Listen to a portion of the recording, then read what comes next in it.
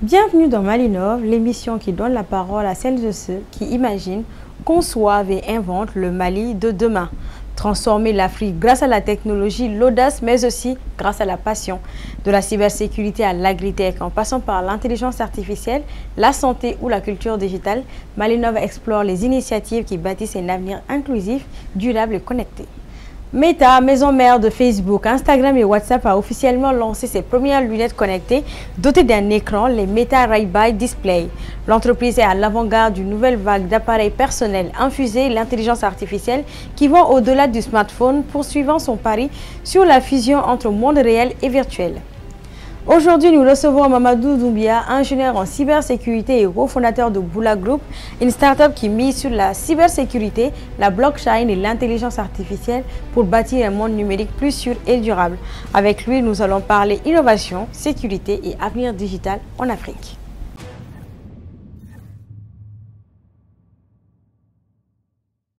Meta vient de franchir une nouvelle étape dans sa vision d'un futur où la technologie se porte directement sur le visage. Le groupe a dévoilé de toutes nouvelles lunettes intelligentes qui mêlent design, réalité augmentée et intelligence artificielle.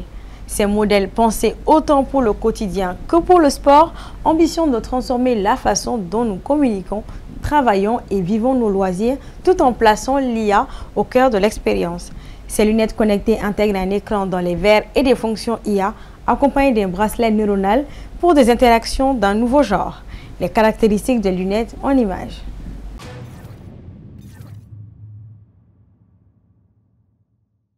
À Melon Park, lors de sa conférence annuelle MetaConnect, le géant américain Meta a levé le voile sur un nouveau produit destiné à concurrencer le smartphone, les Ray-Ban Display, des lunettes connectées dotées d'un écran miniature intégré au verre droit. Cet écran discret, quasi invisible de l'extérieur, occupe 20 degrés du champ de vision et affiche messages, photos ou vidéos en haute luminosité, y compris en plein soleil. Grâce à ce dispositif, l'utilisateur peut lire ses notifications WhatsApp, passer des appels vidéo, suivre un itinéraire, cadrer et visualiser ses photos ou encore piloter musique et volume. Tout cela est contrôlable à la voix mais aussi via le Meta Neural Band, un bracelet neuronal qui capte les signaux électriques envoyés par le cerveau au doigt. De simples micro-gestes suffisent, pincer le pouce et le majeur pour naviguer dans un menu, tapoter pour appeler l'assistant Meta AI ou mimer un bouton pour ajuster le son. Meta a même montré qu'il était possible d'écrire un message en simulant l'écriture dans l'air. L'intelligence artificielle embarquée propose quant à elle de traduire instantanément une conversation, de sous-titrer vos échanges en temps réel ou de suggérer une recette à partir des ingrédients filmés par caméra. Pour Mark Zuckerberg, ces lunettes incarnent l'avenir. Notre objectif est de créer des lunettes élégantes qui offrent une superbe intelligence personnelle et une présence grâce à des hologrammes réalistes. Les Ray-Ban Display seront disponibles dès le 30 septembre au prix de 799 $, soit environ 400 000 francs CFA.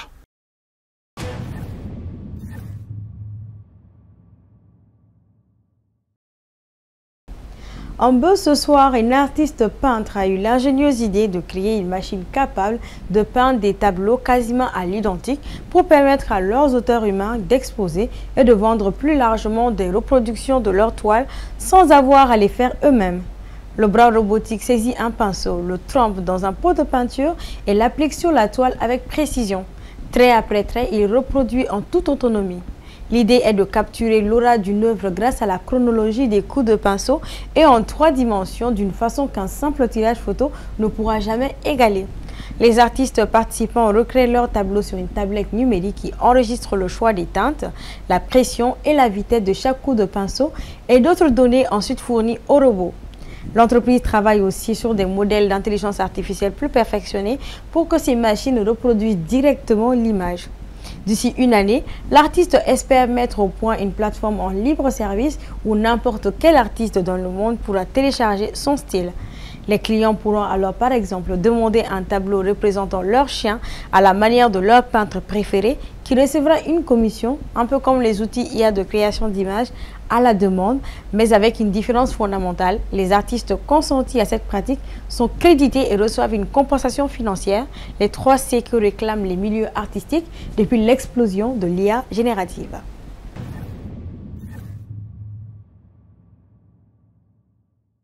Dans une de nos précédentes astuces, nous avions expliqué comment masquer des applications sur iPhone, mais avec le temps, cette méthode est devenue trop classique et présente désormais des failles. Pour les plus curieux, découvrons aujourd'hui une nouvelle façon simple et efficace de restreindre l'accès ou même de cacher certaines applications sans commande compliquée ni réglage fastidieux. Une seule application suffit. Suivons ensemble avec Babi.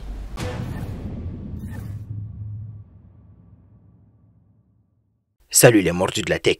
Vous savez, ce qui m'a inspiré pour faire cette trouvaille est que je reçois régulièrement des questions du type « Babi, comment je fais pour interdire l'accès de certaines applications, voire même les cacher sur mon iPhone, car mon copain, ma copine, mes enfants sont trop fouineurs ?»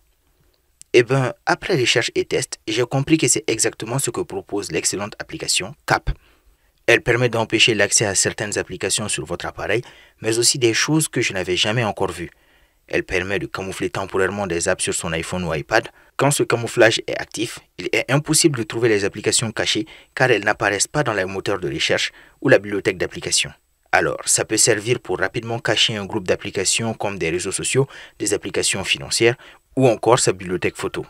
Et c'est top pour renforcer sa vie privée avant de prêter votre iPhone ou iPad aux enfants, à un partenaire ou à un ami. Ça fonctionne très simplement.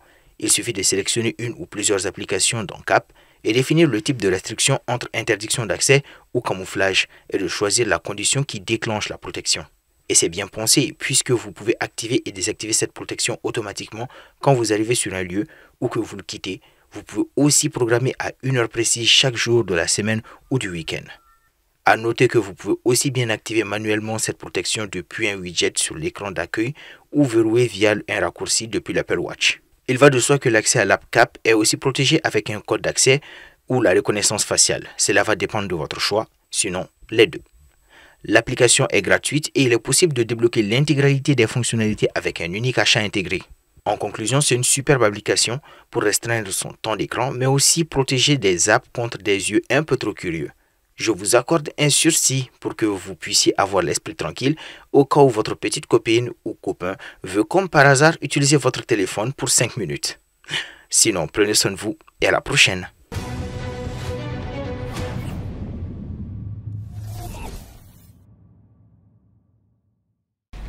On est dans un monde où la sécurité est un enjeu majeur pour toutes les entreprises, mais surtout pour tous les États. L'entreprise Boula Group a mis cet enjeu au cœur de ses activités. Alors ce soir, nous sommes avec M. Mahamadou Doumbia, qui est cofondateur de la structure. Bonsoir M. Doumbia. Bonsoir. Bienvenue sur le plateau de Malinov. Merci beaucoup. Pour ce magazine. Merci, tout le plaisir est pour moi. Ce soir, M. Doumbia nous partagera sa vision du digital. Comment est-ce qu'il protège les entreprises en matière de cybersécurité, mais aussi les États, et quelle est sa vision plus large pour une Afrique bien connectée, mais surtout en sécurité et en phase avec ses convictions. Alors, M. Doumbia, vous êtes ingénieur réseau et système, administrateur en cybersécurité, plus de 10 ans d'expérience dans l'IT et la sécurité. Alors, dans quel contexte est-ce que est né Boula Group? Alors, déjà, merci beaucoup pour l'invitation et un très grand banc pour cette émission Mali Innov. Si ça n'existait pas, il fallait la créer. Donc, voilà, merci pour tout ça et félicitations pour l'initiative. Merci. Déjà, Boula Group, je dirais qu'elle est née en tant qu'entreprise dans une situation difficile, en plein embargo en 2022 au Mali, où la situation s'est compliquée à un moment donné pour beaucoup d'entreprises. Moi, personnellement, j'étais dans une structure et pour des raisons économiques, on a été obligé de licencier. Donc, et vous faisiez partie des personnes qui ont été licenciées? Oui, je faisais malheureusement partie de ces personnes. Alors, je me suis dit, pourquoi pas. J'étais en train de faire tout ce qui est maintenance au quartier, tout ce qui est réseau. Beaucoup me connaissaient dans ce sens. On s'est dit, pourquoi ne pas se lancer de façon formelle et tout, mettre en place une entité. Avec une amie, on a réfléchi et voilà, Boula Group était né. Comme quand on dit, c'est parti d'une difficulté que vous avez créée. Absolument. Et une des bases de l'entrepreneuriat, c'est de créer pour un besoin. Et le besoin était que vous n'avez plus d'emploi. Qu'est-ce que je fais? Je veux créer une entreprise. Et vous l'avez créée en 2022. Vous intervenez sur 4 pôles stratégiques, à savoir cybersécurité, blockchain, intelligence artificielle, sécurité physique et industrielle. Absolument. Pour chaque service, dites-nous quelles sont les offres qui sont proposées. il faut reconnaître que la cybersécurité et la sécurité de façon générale est au cœur de notre métier. Maintenant, tout ce qui va venir en annexe, que ce soit l'IA, la blockchain, ils seront tous en annexe. Alors pour la cybersécurité, on propose des services comme l'audit sécurité, comme les solutions de pen testing, très peu connues au Mali pour le moment. Et c'est quoi concrètement? Le pen testing, ça va permettre à une entreprise de recruter quelqu'un qui va venir des structures comme Boula Group, qui va essayer de s'infiltrer dans le système de l'entreprise à travers des tests de pénétration, comme on le dit, et proposer des solutions, d'abord trouver ces failles-là et proposer des solutions qu'on les corrige avant qu'un vrai hacker ou pirate ne trouve ces failles-là. Nous proposons des solutions dans ce sens. Et également tout ce qui est mise en place des politiques de sécurité et les solutions de sécurité, etc. Pour la blockchain, il y a des cas d'usage de cette nouvelle technologie, peut-être qu'on va en parler après, mais très rapidement, nous sommes beaucoup dans la sensibilisation, l'information et l'éveil des consciences par rapport à cette nouvelle technologie qui est en train de venir. Rappelez-vous, Internet à ses débuts n'était pas comme ça. Il y avait une réticence des gens à un moment donné, mais par la suite, aujourd'hui, on ne peut pas s'en passer. Effectivement. Aujourd'hui, on est en train de considérer la blockchain comme la technologie du futur. Dans les jours à venir, tout va passer pratiquement par ça.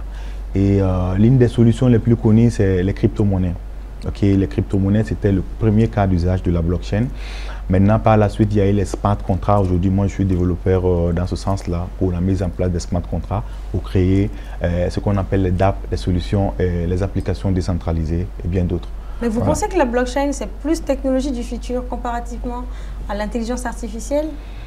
Alors, elles vont aller ensemble parce que l'intelligence artificielle, moi, je la considère beaucoup plus comme un outil qui va, contrairement à ce que beaucoup pensent, qui est un frein. Et qui pensent que ça va remplacer l'être humain, alors que je pense que l'être humain va travailler avec au lieu de remplacer, même si, oui, il y a certains métiers qui vont évoluer et de nouveaux qui vont être créés. Absolument. J'aime beaucoup l'expression évolution des métiers, au lieu de vouloir dire qu'on va remplacer complètement. C'est vrai, quelqu'un qui ne saura pas utiliser l'IA dans les jours à venir, on va prendre quelqu'un qui sait le faire, même si c'est pour le même boulot. Donc, moi, je vois ça beaucoup plus comme un partenaire qu'un concurrent, en fait, l'IA. Mais parmi vos offres, quel est celui le plus prisé par vos clients? Alors, le plus prisé pour le moment, c'est la cybersécurité. Parce que la blockchain, peu de gens connaissent déjà, et l'IA aussi, beaucoup s'en méfient. Et quand on prend les sécurités physiques également, ça vient. Donc, la sécurité de façon générale et plus particulièrement la sécurité digitale avec la cybersécurité. Puisque c'est un enjeu mondial, on va dire ça aujourd'hui. Comment est-ce que vous expliquez globalement aux entreprises pour qu'ils comprennent franchement la plus-value de la blockchain? Alors, la blockchain, très simplement, il faut comprendre que c'est cette nouvelle technologie-là qui va venir, qui va être, comme on appelle, une DLT, une technologie des registres distribués. Donc, l'une des particularités de la blockchain, c'est que c'est décentralisé, c'est très sécurisé, et il n'y a pas d'organe central de contrôle. Et plus important, tout ce qu'on va y faire comme transaction ou intégration d'informations, c'est immuable. On ne peut pas transformer une fois que c'est inscrit. Donc, on peut faire beaucoup de choses dans ce sens-là, par exemple, avec tout ce qui est question de traçabilité. Une fois qu'on fait, on ne peut pas les nier. Après. Donc, en termes d'opportunités pour les pays, là, on parle de sécurité en termes de transactions. Absolument. Et on parle aussi le fait de ne pas avoir son système qui est tracé par une quelconque autre personne. Absolument. Ou détenu par d'autres personnes. Aujourd'hui, je prends un exemple très simple. Quand vous voulez faire au niveau du Web 2, une recherche à travers un moteur de recherche, je prends l'exemple avec Google que beaucoup connaissent. Maintenant, les informations sont obligées de passer par des serveurs qui sont contrôlés par des entités, des personnes derrière. Avec la blockchain, ce n'est pas ce cas.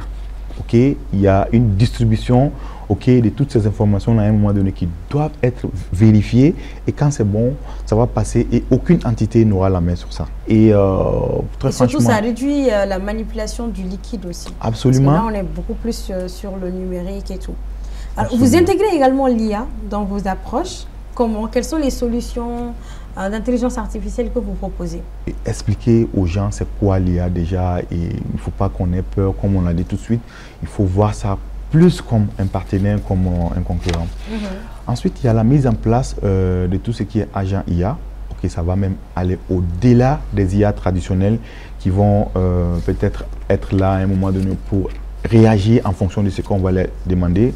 Mais avec les agents IA, on pourra prendre des décisions qui soient vraiment basées sur les actions qui vont se passer à un moment donné. On propose également d'intégrer ces outils-là au niveau du processus métier pour les entreprises.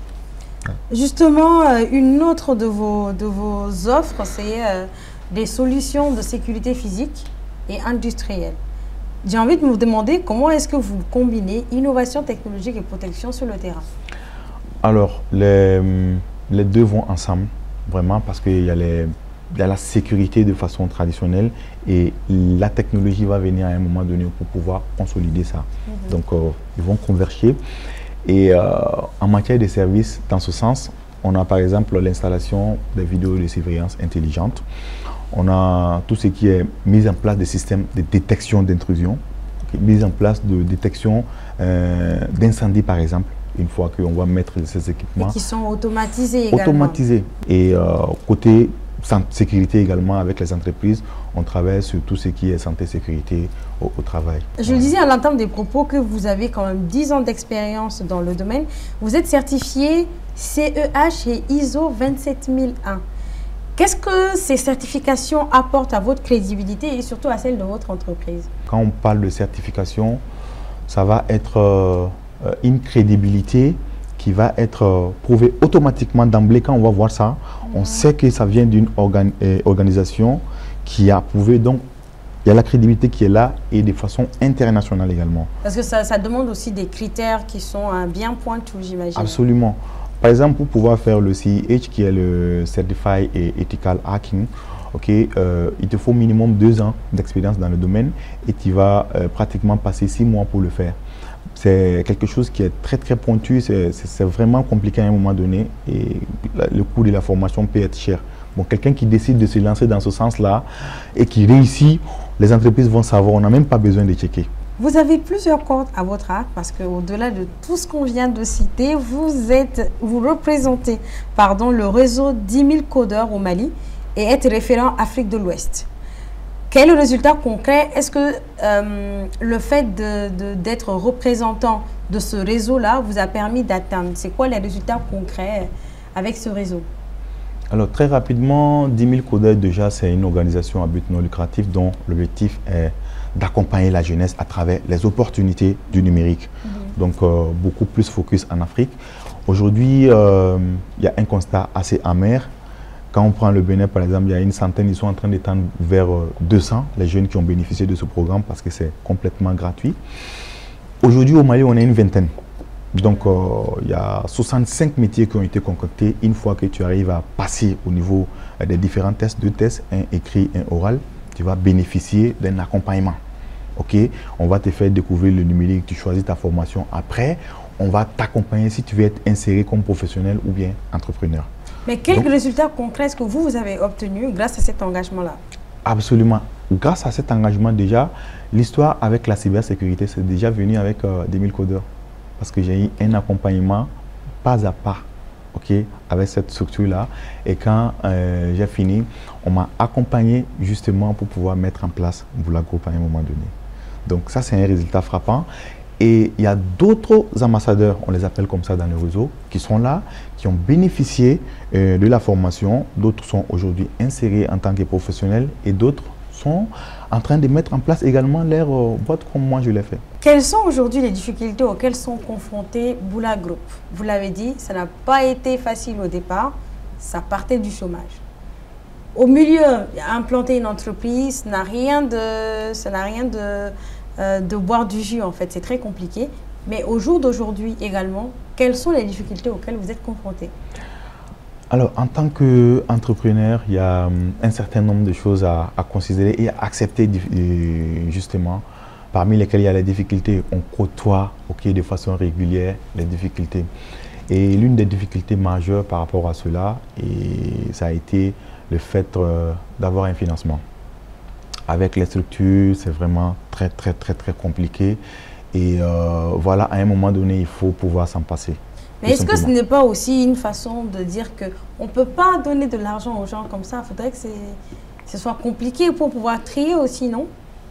Oui, si c'est compliqué, on peut même l'accepter, mais c'est presque impossible en tant que nouvelle entreprise d'avoir du financement. Pour la petite histoire, on a pu lever un petit fonds avec une structure à l'extérieur au Mali. Ça nous a vraiment facilité la tâche. Ça a donné un coup de pouce. Un coup de pouce vraiment intéressant. Et voilà, au Mali, on a ce problème où pour pouvoir avoir un marché, si je peux le dire ainsi, il faut une certaine relation, un certain networking pour pouvoir accéder à un certain nombre de choses. On est en train de travailler dessus et voilà, généralement, ce sont ces différents aspects. Et pour conclure, le Malien en général, puisque les solutions de Boula Group sont beaucoup plus focus entreprise, ils ne sont pas vraiment informés de tout ce qui est en jeu derrière la sécurité. D'autres se disent que bon, ça n'arrive qu'aux autres et il faut que le problème se pose, qu'on commence à chercher la solution. Vous vous affirmez vouloir faire du Mali et de l'Afrique un hub numérique responsable. Quelle action concrète est-ce que vous mettez en place pour atteindre cet objectif-là? Alors, la sensibilisation, ça ne coûte pas grand-chose. L'information et l'éducation. Je prends un exemple. Vous avez beau mettre en place la meilleure solution technique pour pouvoir vous protéger, tant que les utilisateurs ne seront pas vraiment en phase avec ce qui se passe, ça va toujours vouer à l'échec. Donc, la sensibilisation va être quelque chose qui est très important. Et dans ce sens, on a pas mal de projets. Aujourd'hui, on a une campagne de sensibilisation qui n'est pas vraiment trop nationale, mais on le fait au niveau de certaines structures. Actuellement, on avait fait une requête, je le dis, mais ça n'a pas été approuvé. Mais heureusement, à travers un projet sénégalais, le PNUD Sénégal nous a découvert et nous a donné quelque chose dans ce sens-là, où on accompagne la jeunesse de l'Afrique de l'Ouest et de l'Afrique centrale en matière de tout ce qui est cybersécurité. Donc nous, on va vraiment apporter notre pierre à l'édifice en passant vraiment par ces différentes solutions, notamment la sensibilisation, l'information et l'éducation des uns et des autres. Je rappelle que vous êtes ingénieur réseau et système, administrateur en cybersécurité. Merci beaucoup pour ces points. Enfin, je pense qu'il y a beaucoup de gens qui ont compris plein de choses sur les enjeux liés à la cybersécurité. Mesdames et messieurs, je retiens une chose, c'est que l'Afrique ne doit pas suivre les modèles, on doit créer nos propres modèles, gage de développement, de sécurité et surtout d'un avenir durable pour nous. On se dit à très bientôt.